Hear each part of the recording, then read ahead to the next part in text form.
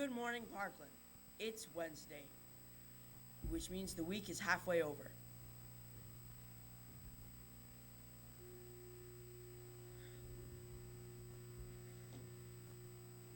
Let's celebrate with an increase in temperature. It's going to be almost 10 degrees warmer than yesterday. We might get to 45. Please stand for the Pledge of Allegiance. I pledge allegiance to the flag of the United States of America and to the republic for which it stands, one nation, under God, indivisible, for liberty and justice for all. All right, Panthers, we've got some more Hidden Figures facts for you today. Let's head on over to Gabby. Panthers. Yesterday we talked about Dorothy Vaughan and her incredible computer skills. Today we're going to turn our focus to an engineer, Mrs. Mary Winston Jackson. Mrs. Jackson's career at NASA began when she was hired as a research mathematician, or computer. In 1953, she was moved to the Compressibility Research Division. After 5 years at NASA and after taking several additional courses, she joined a special training program and was promoted to aerospace engineer. She then worked to analyze data from wind tunnel experiments and real-world aircraft flight experiments at the Theoretical Aerodynamics branch of the Subsonic Transonic Aerodynamics Division at Langley. Her goal was to understand airflow, including thrust and drag forces. Many years later, she was assigned to work with the flight engineers at NASA. She ultimately authorized or co-authored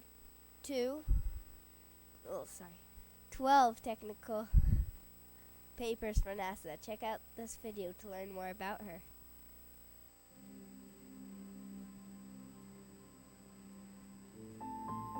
Mary Jackson became the first black female engineer at NASA. I'm Janelle Monet, and I play the incredible Miss Mary Jackson. She started working at the Langley Research Center, and she worked initially in the computing pool for Dorothy Vaughan. During that era, women were not seen as complete human beings. They were just, supposed to be in the kitchen or mothers. And here you have this career woman who says, I am going to be an engineer. In the engineering training program, she had to take these after-hours courses. Even after hours, she had to get a special permit from the city to allow her as a black woman to take those classes.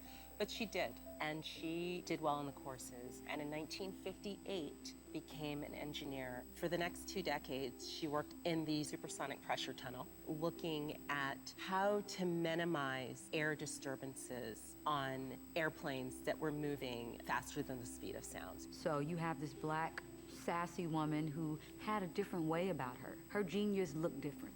And I think that that's important, that young girls, young women know that they don't have to fit a certain mold to be in STEM. At the end of her engineering career, Mary topped out, looking for the next promotion, hoping to become a supervisor. It became obvious that she was not going to move up higher, so she took a demotion in order to take a position as the Federal Women's Program Manager. And that job was really dedicated to improving the career prospects for women, all women, at the center. This woman, still caring about others, even after she had broken down those doors, she still wanted to make sure that other women and minorities had the opportunity to also do something special.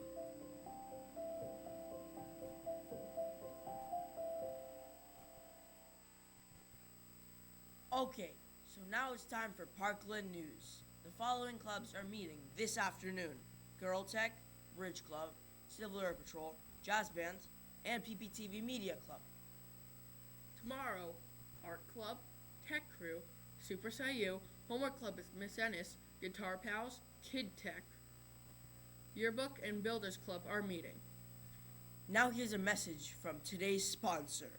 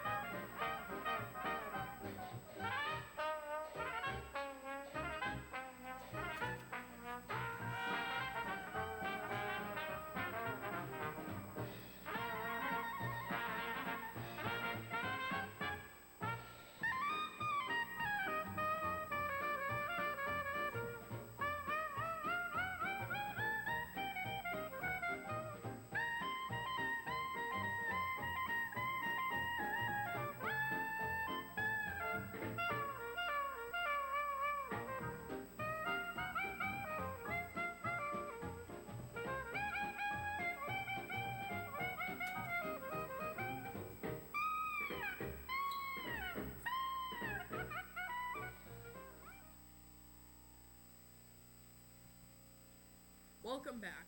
Don't forget to turn in your permission slips for Hidden Figures in the cafeteria during lunch. They are due this Friday. Be our guest and audition for Disney's Beauty and the Beast, Parkland's spring musical.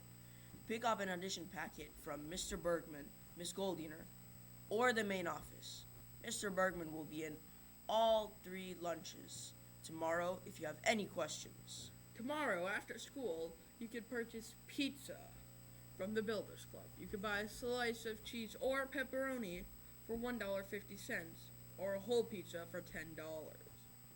Tech crew for Beauty and the Beast will meet tomorrow and all Tuesdays, Wednesdays, and Thursdays next week. See Mr. Bergman if you have any questions.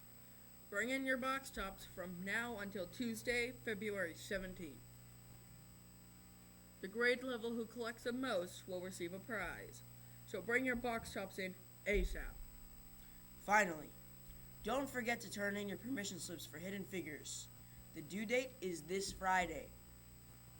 Now let's head on over to Gabby. Panthers, we have a great new way for you to spend time at the mall.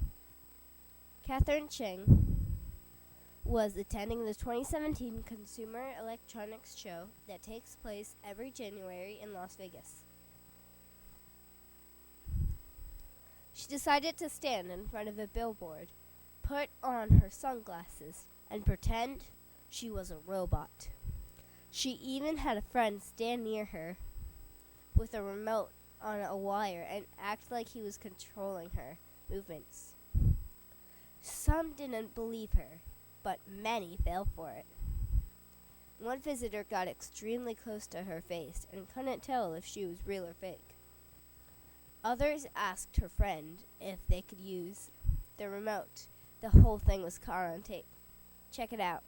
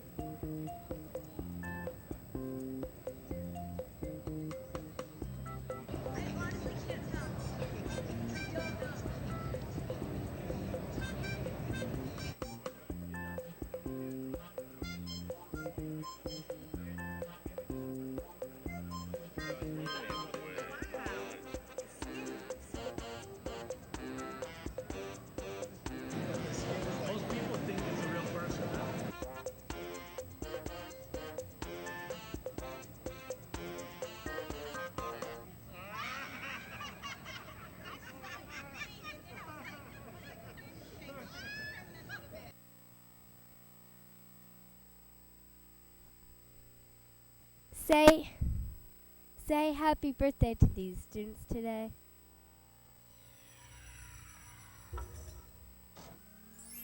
Happy birthday to you. Happy birthday to you. Happy birthday, happy birthday, happy birthday to you.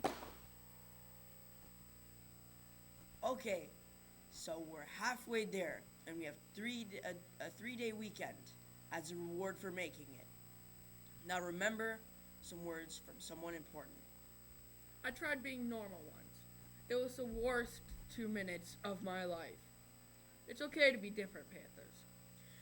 Have a magnificent day, and we will see you tomorrow. Bye.